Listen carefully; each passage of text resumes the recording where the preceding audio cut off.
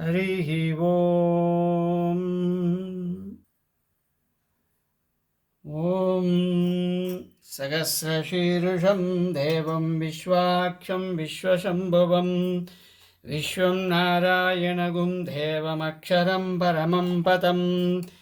विश्वदक्परमान्नित्यं विश्वं नारायणगुं हरिं विश्वमेवेदं पुरुषस्तद्विश्वमुपजीवति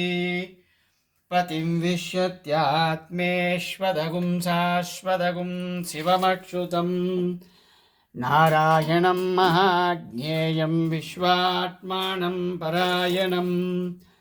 नारायणपरो ध्याता ध्यानं नारायणपरः नारायणपरं ब्रह्म तत्त्वं नारायणपरः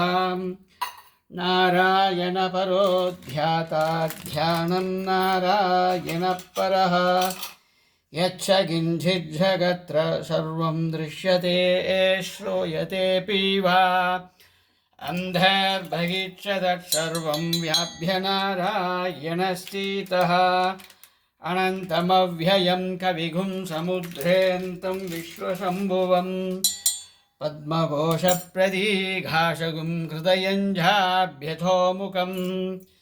हठो निष्ठ्या विदश्यां तेनाभ्यामुपरि तिष्ठति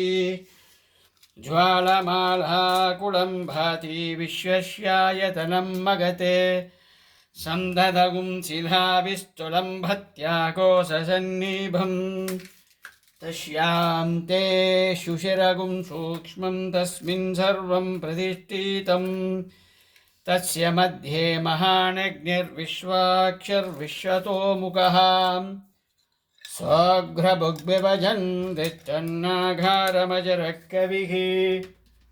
त्र्यगूर्धमदशायी रश्मयशन्तताम् सन्धाभयदिष्वन्देहमापालतलमस्तकः तस्य मध्ये वह्निशिखा अनीयोद्भाव्यवस्थितः नीलतो यतमध्यस्तात् विद्युल्लेखे बभास्वराम्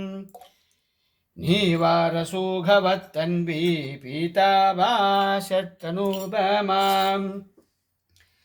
तस्याः शिखाया मध्ये परमात्मा व्यवस्थितः स ब्रह्म स शिवस्य हरिश्चेन्द्रः स्वक्षरः परमस्वराट् ऋतगुं सत्यं परं ब्रह्म पुरुषं कृष्णपिङ्गलम् ओद्भरेतं विरूपाक्षं विश्वरूपाय वै नमो नमः नारायणाय विद्महे वासुदेवाय धीमहि तन्नो विष्णु प्रचोदयात् हरिः ओम्।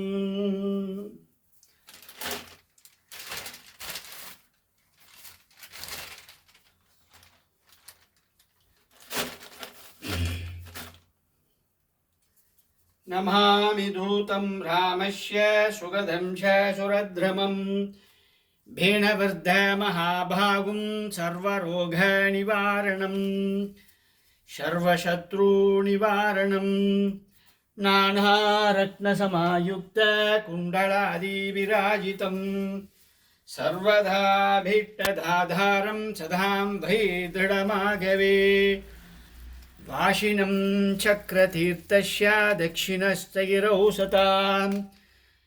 तुङ्गाम्भोधितरङ्गस्य वाधेन परिशोभिते ॐ नानादेशागतैः सद्भिः श्रव्यमाणं नृपोत्तमै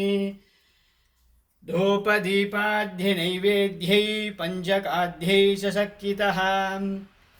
भजामि श्रीहनुमन्तं हेमकान्ति समप्रभं व्यासतीर्थयधीन्द्रेण भूजितं प्रणितानतः कृभारं यः पठेन्नित्यं स्तोत्रं भक्त्यादिजोतमां वाञ्छितं लभते भीष्टं सन्मास्याप्यन्तरे खलु पुत्रार्थी लभते पुत्रां यशोर्थी लभते यशः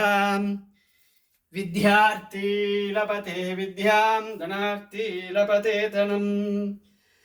सर्वदा मास्तु संदेहो हरि साक्षात् जगत्पते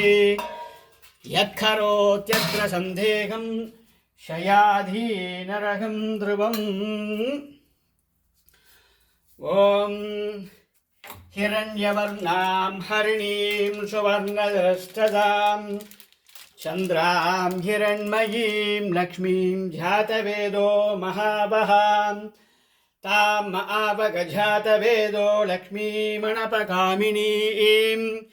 यस्यां हिरण्यं विन्धेयं कामश्वम्बुरुषाणगौ